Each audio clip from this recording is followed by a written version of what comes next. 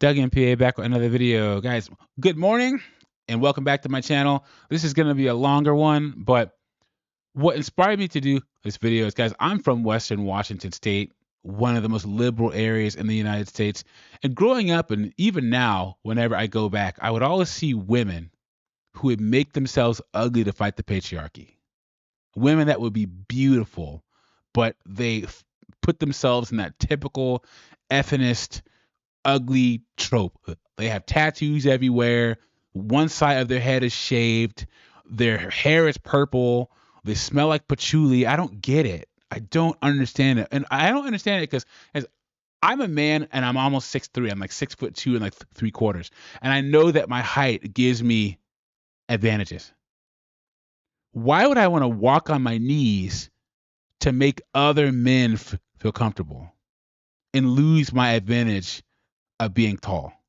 That's what these women are doing. Why would you want to take away your natural advantage of being beautiful to fight some male gaze concept that's total BS?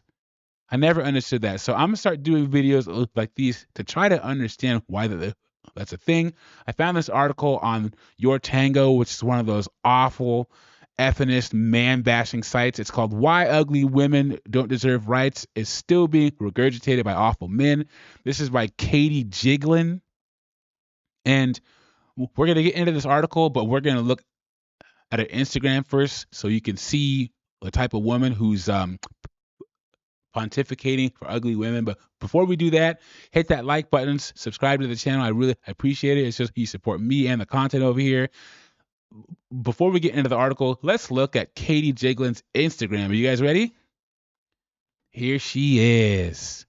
This is the woman that doesn't understand why beauty is so political in the current day and age. And, why is beauty still a thing? Why do people say that ugly women don't deserve rights? It's just not fair for the ugly girl. It's not fair for a man to judge a woman on her looks. It's just not fair. Right, Katie? Yeah, your Instagram says otherwise.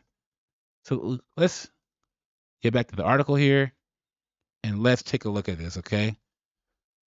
It says, Why Ugly Women Don't Deserve Rights is still being regurgitated by awful men. Beauty has always been political after all, by Katie Jiglin. It starts, Conservative logic never ceases to amaze me. You think we've heard it all by now, but they still manage to come up with more and more ridiculous takes. Most recently, Matt Gaetz, a Republican under investigation by FBI for doing bad things with minors, has said that pro-choice women have the least likelihood of getting pregnant because nobody wants to impregnate you if you look like a thumb. I mean, dude's got a point. But you know what, Matt Gaetz? You're wrong, Matt Gaetz, because there are plenty of simps, plenty of Pookies and Ray Rays who are perfectly okay with getting these women pregnant. These typical leftist, fat, tattooed, disgusting women. There are plenty of low-value simps, Pookies, Ray Rays, Nug Nugs, and freaking Cletus from the trailer park who are perfectly willing to get these women pregnant. That's right. So according to Gaetz, ugly women don't deserve fundamental human rights and attractive women aren't asking for them. Solid logic. But we can't expect much from someone who didn't have a high school girlfriend until he was 38 and should be an inmate in federal prison now, can we? So I don't know much about the Matt Gaetz situation. I know people say he's kind of a bad person. I don't know anything about that, so we're just going to keep moving forward. However, this kind of misogynistic thinking is sadly uncommon. Not uncommon. The ugly feminist trope has been used against women practically since the beginning of the fight for our rights. But why is beauty still so political today? Why do so many men continue to denigrate women, particularly those in the spotlight, by criticizing their appearance rather than their ideas? And why do we still instill so much value in how women visually present themselves? First off, can we stop capping, guys? Who cares more about women's looks, men or women? Who judges women more on their looks? Because men care about women's looks more, but who judges more? Women do. Social media is 80% women, okay? And I'll put it to you this way. Hillary Clinton ran for president, okay? Women didn't vote for the majority of women didn't vote for Hillary Clinton.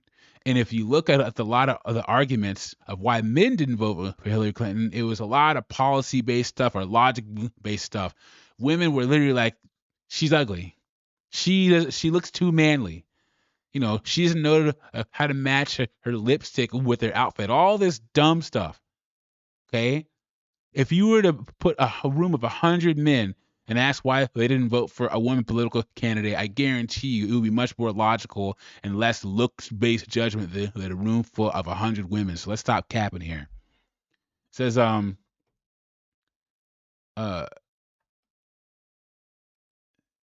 why do we still instill so much value in how women visually present themselves? The origins of the ugly feminist trope. She calls it a trope. Guys, it's not a trope. Okay? A lot of feminists, purple-haired, side of their head shaved, tattoos, fat, piercings, just awful looking. And I don't know why. And so she's going to tell us where that trope came from. Here we go. When the suffrage movement started to gain momentum in the 19th century, it was almost immediately accompanied by a rise in mocking representations of female reformers in popular culture. And even though the suffragists were not inherently hideous, masculine women, they are frequently portrayed as such, as ugly, sexless monsters, as man-hating bullies who rejected the bliss of domestic life in favor of wearing pants and smoking cigars, and as power-thirsty demons threatening the good old patriarchal values, traditions, and elite white men's rightful place in society. Well, sounds awfully familiar, doesn't it? Although I'm not sure how people back in the day reconciled the cognitive dissonance of believing that women are both inferior to men and that they can sexually threaten the society built by them. But hey, I'm just a woman at the end of the day. Luckily, suffragists quickly learned the power of these demeaning cartoons and developed visual campaigns to counter them, often portraying themselves as beautiful mothers and fashionable picketeers rather than ugly hags.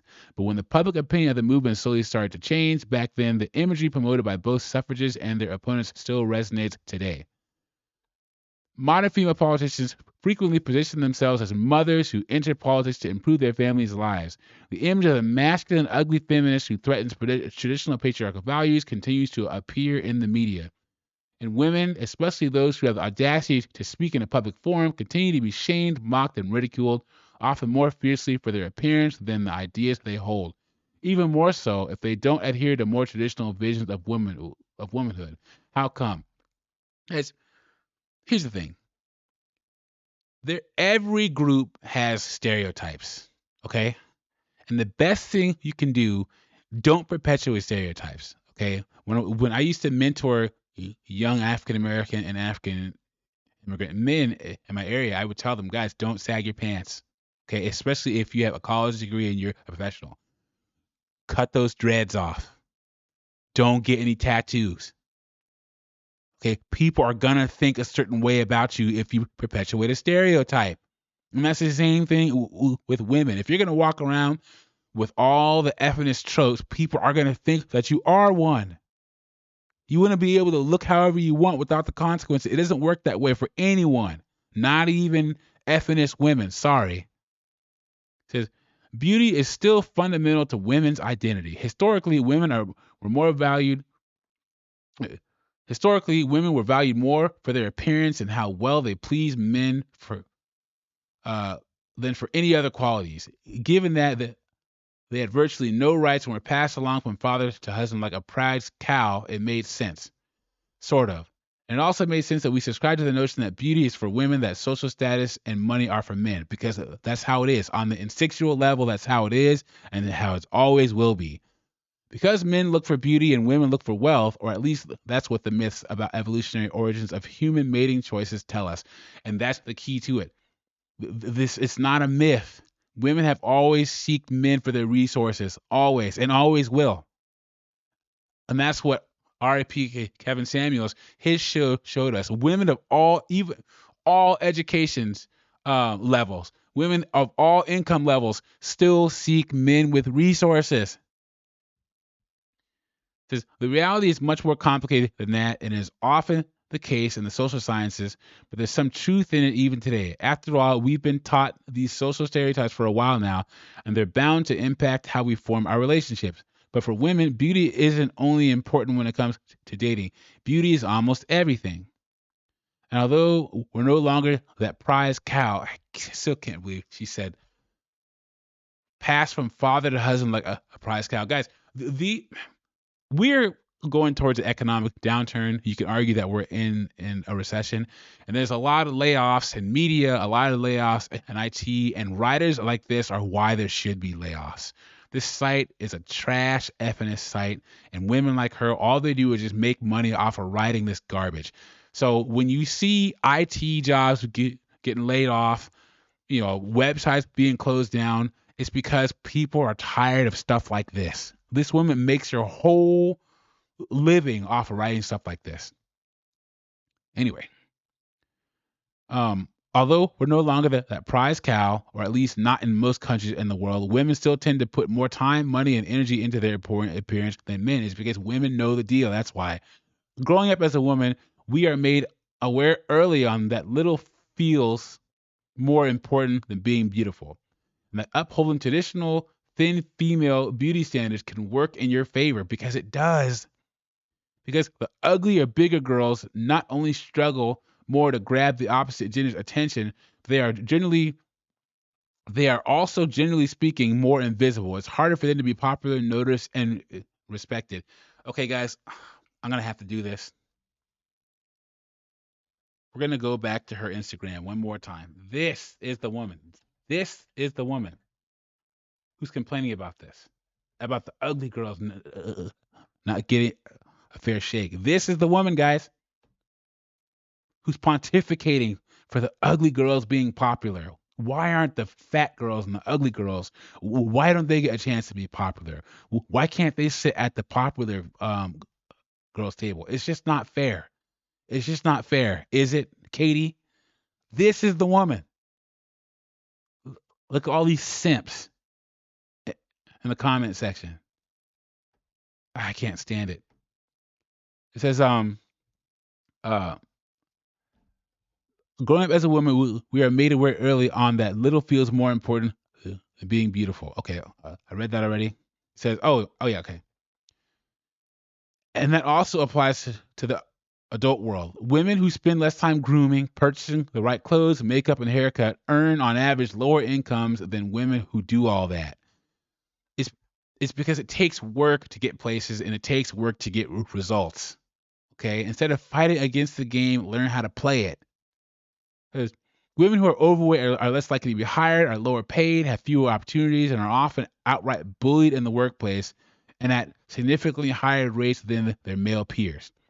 It's no wonder then that so many of us buy into the lies of the beauty culture that tell us if we want to be happy, loved, success, fulfilled, and financially stable, we must be beautiful. Okay, she just outlined what the struggles that people that don't try to be beautiful and are fat have to go through. But then she's saying that it's lies, that beauty culture. It doesn't make any sense to me. It doesn't. And to be beautiful, we must first spend inordinate amounts of time, money, and effort to conceal, shrink, and change things we told are ugly. But then what happens if we don't do that? Well, when women indicate that they have priorities other than pleasing men by not going out of their way to look hot, people who would prefer to maintain traditional gender roles often attack and mock them. And that's mostly women. Women attack women's looks more than anybody, because it's seen as a way to put them back in their rightful place, exactly as the anti-suffrage propagandists once attempted. Besides, it's much easier to discuss female politicians or activists or other women in the spotlight by describing them as fat or ugly, rather than, actually engaging their ideas, in particular if those ideas are threatening. But then there's also an added bonus. You're creating more pressure for other women to conform to these traditional ideas of femininity. And that's just splendid for the status quo, isn't it? Women's constant preoccupation with beauty is likely intentional. Feminist writer Naomi Wolf argues in her seminal work, The Beauty Myth, the pressure for women to adhere to those ideal beauty standards is greater when we think women are getting dangerously close to having a shot at equality. And while I agree 100% with that, and that was certainly true when the suffragette movement was gaining momentum, add that this pressure is also greater when our rights are being rolled back. This is happening now, and not only in the U.S., but also across Europe. Most recently, the UK removed uh, uh, body autonomy rights from an international pact on gender equality. Just think about it. In the last decade alone, our society's preoccupation with beauty got ridiculous. Cosmetic injectables and aesthetic body surgeries have grown to record rates over the past years. Even girls as young as 15 have those procedures. And it looks like we're back to the nothing tastes as good as skinny feels era this year. But this obsession with beauty and constantly changing and shrinking ourselves is a perfect way to distract women from what's happening and to assuage the fears of people who don't want the old patriarchal system to change.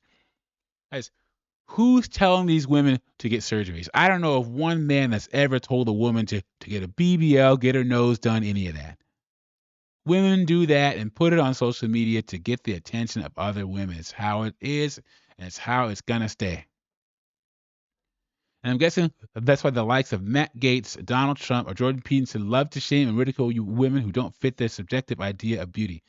Because how much harder is it to smash the patriarchy that benefits these men on an empty stomach or with a head full of anxieties about our faces and bodies? Guys, these websites, man, these writers, it's awful.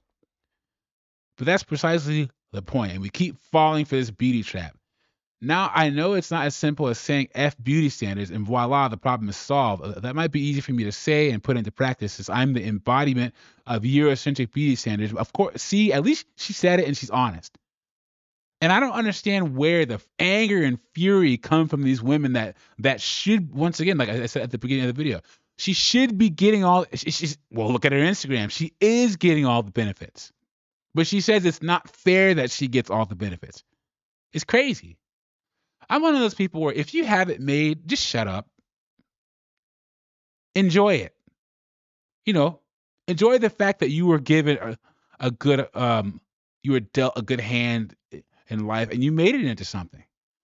There's nothing worse than a waste of pretty. And actually, the only thing worse than a waste of pretty is a waste of intelligence. When you see a guy who's smart but just not motivated, you know that if we change a couple of things.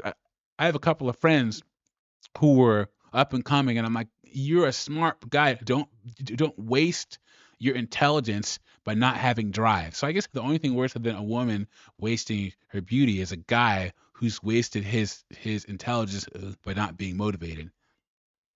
Anyway, but not everyone is. For many women, not paying attention to the external presentation poses a real risk of being exposed to misogyny, marginalization, or even violence. Come on, man. If we can, we should avoid bending backwards to meet beauty culture standards while simultaneously recognizing that not all women might have that same privilege. Because if we don't, and if we instead jump at each other's throats for either conforming to those standards or for shaming others for conforming to them, we'll end up fighting the wrong enemy. We'll end up fighting each other instead of those who put the shackles of oppression on us in the first place, and that's a shame. As long as adhering to standard expectations of beauty provides access to certain privileges in society, traditional gender expression can well be a question of life or death. And whether we want it or not, beauty is still highly political. Because some people still use lack thereof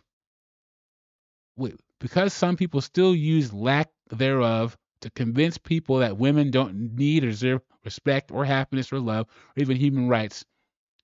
It's not only our appearance that's political. Most women's choices are. Sure, we can call them self-expression, self-care, or empowerment, but if there are negative repercussions if we decide not to do or be something for ourselves or other women, these choices are not empowering.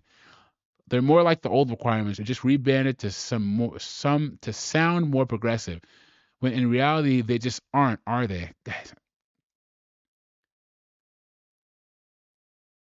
Let me know what you think about this. Do you know any women in your life who just made themselves ugly and they think that they're accomplishing something? Because I grew up with plenty of them. Okay, this woman right here, this Katie Jiglin, has no excuse to write an article like this when she's posting thirst trap pictures like this. Come on, come on, come on, simps all in the comment section. Come on, guys. Okay, let me know what you think about this. Like, subscribe, and I will catch you on the next one.